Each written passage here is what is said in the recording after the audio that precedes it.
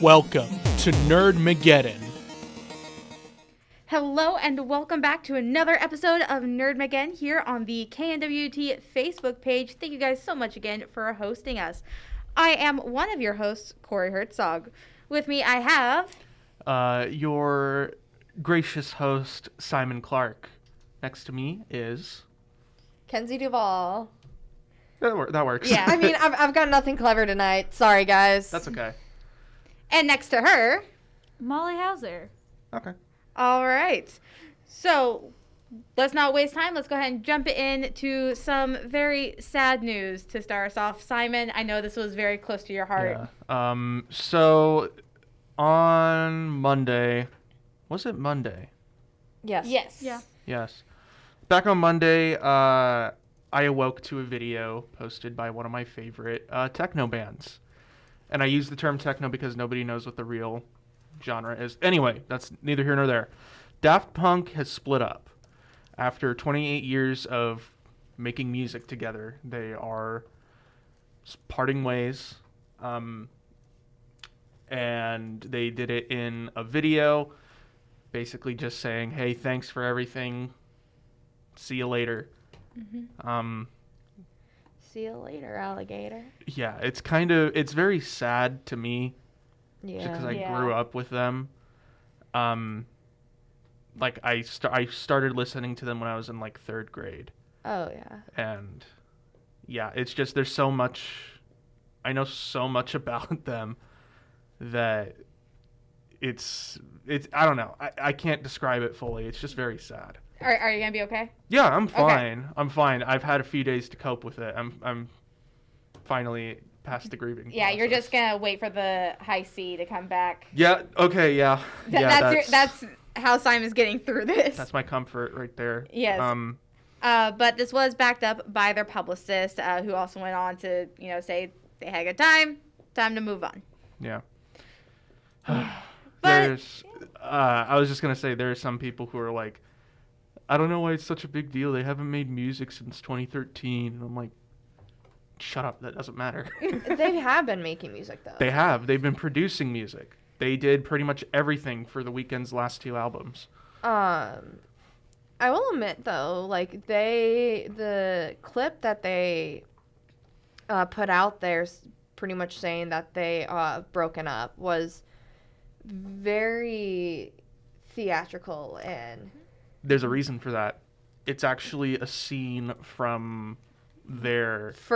not first, but one of their 2006 films. Yep, Electroma. Yep. Mm-hmm. It's a very well-known movie among the fans, and it's a very good movie. It's very confusing. It's one of the only movies that they've done live action, and that's it.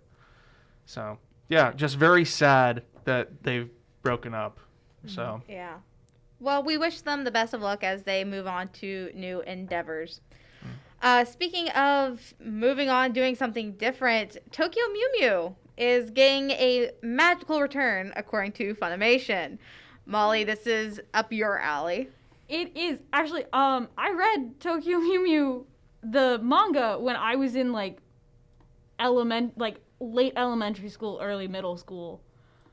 And I remember it was... Because I didn't fully understand that Sailor Moon was an anime, so it was, my actual first...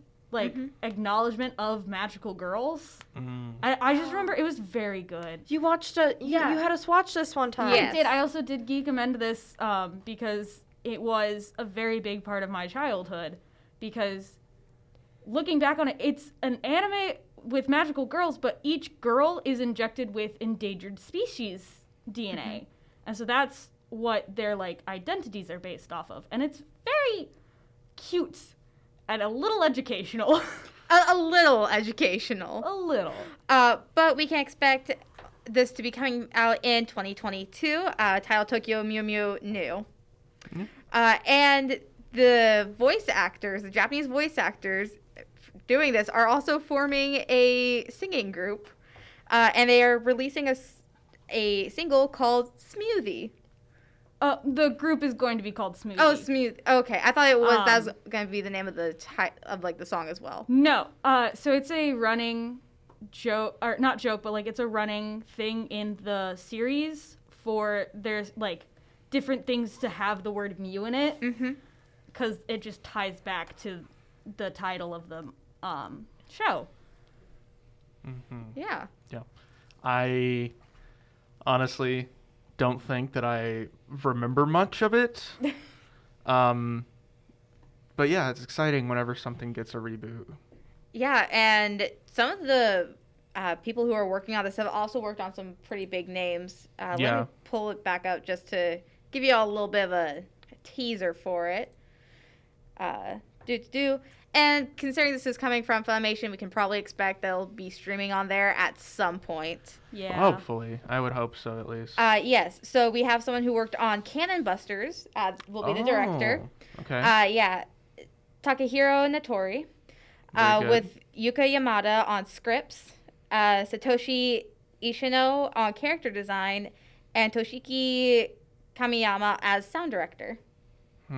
Nice. Okay, cool. Those are some pretty solid people. Yeah, and it's going to be produced by the same company that did Digimon Adventure, Last Evolution, and Graphinica. Nice.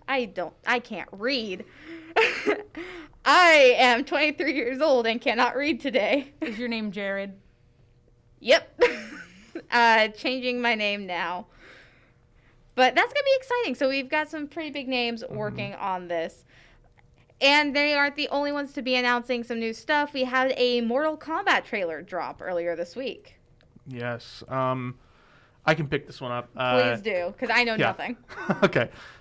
So I usually am just confused by it every once in a while because it's going to a streaming platform and I'm automatically like, oh, it's a series. It's a movie. So this is going to be a live action reboot of the original Mortal Kombat film from what? It was like 1998, 97, something like that. But it's a reboot. It's taking the original story of the first game and making it more theatrical. Could you kind of give us an overview of that plot? Yeah, so basically it's a giant martial arts tournament to battle for which world gets to live. There are different realms in this universe. So there is Earth World, which is our realm. There's the Outer Realm, which is like weird monsters and stuff. And then there's the Nether Realm, which is demons and all that. So all of them come together into a martial arts tournament and they fight. There are people with really cool powers and stuff. It's super cool. And all I know is that the villain Sub-Zero is going to be in it. And Sub-Zero's not a villain. I could have sworn he was a villain in the games. Nope. Scorpion's the villain. Oh. Scorpion's the villain. He killed Sub-Zero, the original Sub-Zero. That's just cold. Stop. Yeah. I agree with You've Molly not there. had good puns today. You really haven't. It's okay. I've been saving them all for later. But yeah, it's super exciting. It looks really good, like visually. Oh, the FX, the costuming, the makeup design. It's very well done. I'm excited. There's actually not necessarily a meme, but it was basically just a graphic showing like side by side what they looked like in the old movie versus what they look like now. Yeah. What they're going to look like. And man, they look really cool. They did some characters a little differently. So like Kano, he's like a hunter / assassin mercenary guy. He has like a robot or like a cybernetic eye. And instead in this version, they're just giving him like a really scarred up kind of burnt eye, which is fine. I get it. It's a little difficult to get all of that fine tuned for a production like this. Yeah. Unless you're purposely trying to be campy and goofy, Yeah. it's really difficult to pull something like that off. Yeah. But yeah, super exciting. Again, like I love when things get reboots because either A, they're going to do really well, or B, they're just going to suck. So I feel like this will do well just because it looks really good, but who knows? I don't know. Which streaming platform is this coming to again? It'll be on HBO Max. All right. Yep. So that's something for those of you who subscribe to look forward to. And something that I'm sure a lot of people, not me, will be looking forward to is The Nightmare Before Christmas getting a Sally-focused sequel novel. So basically, it's as it says. The movie is going to be getting a novel following after what happens in Nightmare Before Christmas, focusing on Sally.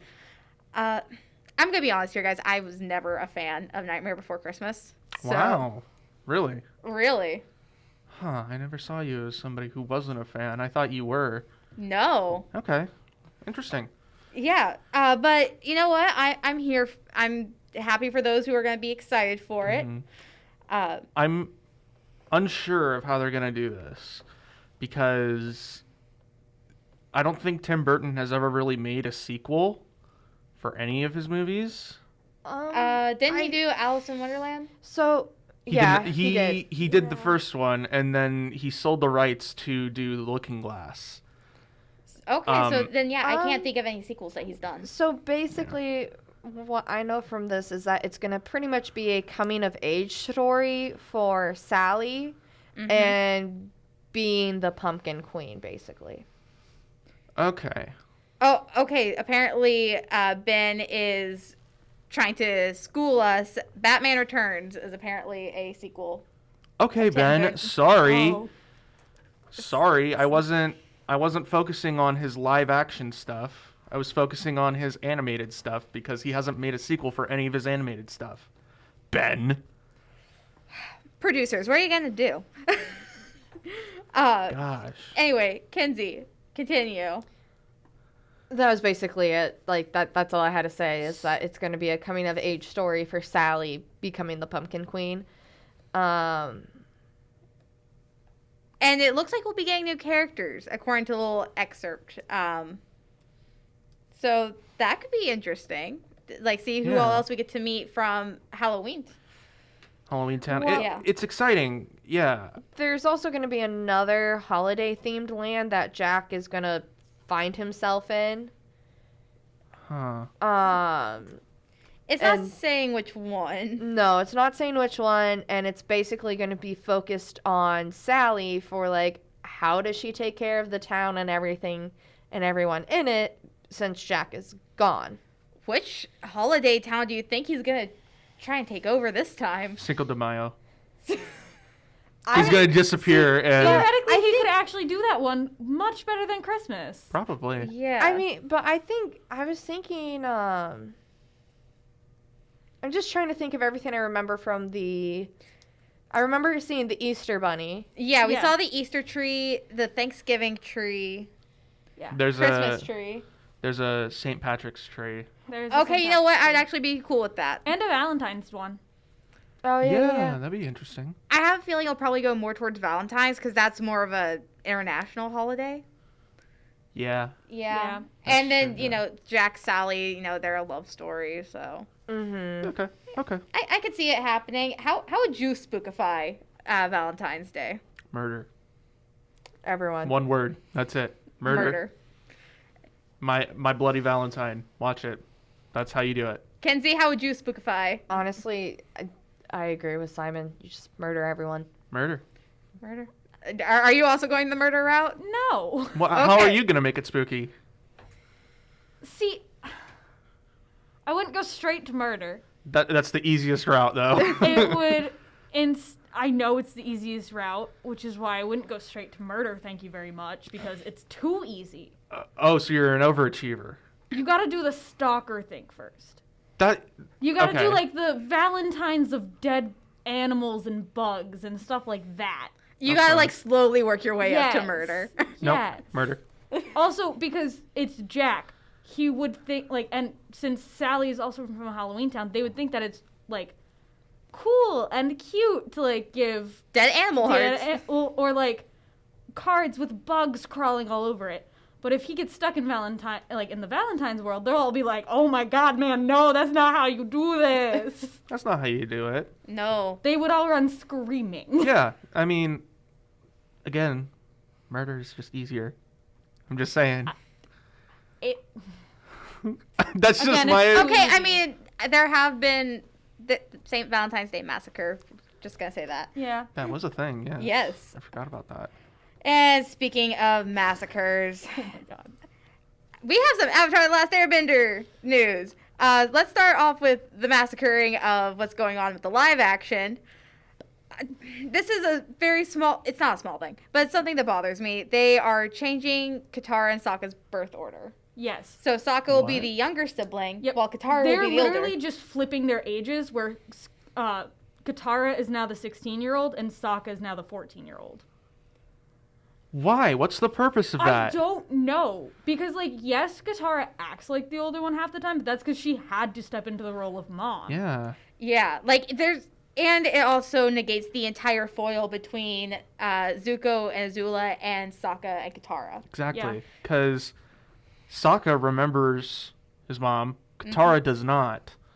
And that's what is the emotional trauma of that. She doesn't remember her own mother. Well, and no, part of it's the emotional trauma is that Sokka stopped, like, because there's a moment, I think when they're flying to the raft, and Sokka mentions, I'm starting to forget what my mom looked like. All I can remember is Katara. Yeah, that's when he's talking to Toph when they have their big Okay, fight in that's- book 3. okay. Yeah. But yeah, no, it just completely negates the foil, and Yeah. I'm irritated. I'm Yeah. irritated with you, Netflix. But that's okay. That's okay because Avatar: Last Airbender is getting an expanded universe. So the creators of Avatar will be second in charge of what's going on here. There hasn't Yes. been any information on what it is going to be. They just said no, that they have it's... some stuff. Do they? Yes. So this is all from Deadline. Basically, they're creating Avatar Studios, which is going to produce content for platforms including Paramount Plus and Nickelodeon, as well as some third-party platforms and theatrical releases. Okay. The first project is an animated theatrical film that's starting production this year. Okay, that's what I was saying, is that they've given us like a timeline of stuff that they're going to do, but we don't know any of the content they're creating yet. I have a feeling, they have like that comic about Avatar Kyoshi. I feel like they're going to go ahead and animate that. Kyoshi's Island.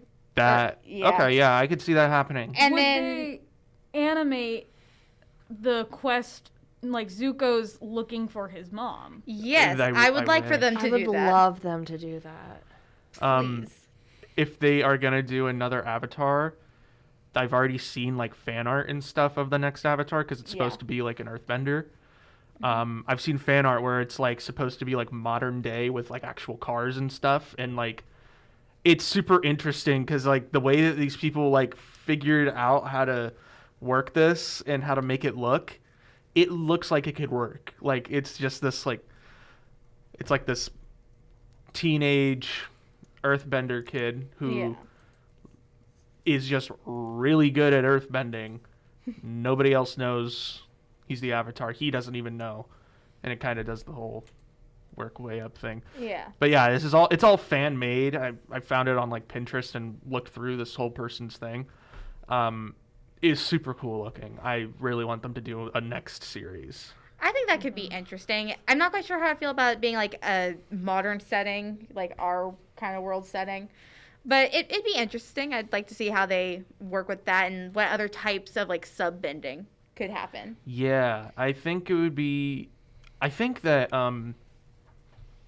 they could probably go deep because like the sub style bendings and Yeah. stuff were starting to become more mainstream in Korra. I feel like they could go into the realm of it is so mainstream now that nearly everybody knows how to do it, and it's like they're slowly starting to be less of a need of an avatar, that kind of thing. I think that would be interesting. Yeah. That would be an interesting take. So I have an idea for a sub style of bending for airbenders, sound waves. Yeah, absolutely. Because audio nerd in me is like, oh, that'd be so cool to like completely deafen a room or like burst someone's eardrums. Yeah, and I mean, I'm pretty sure that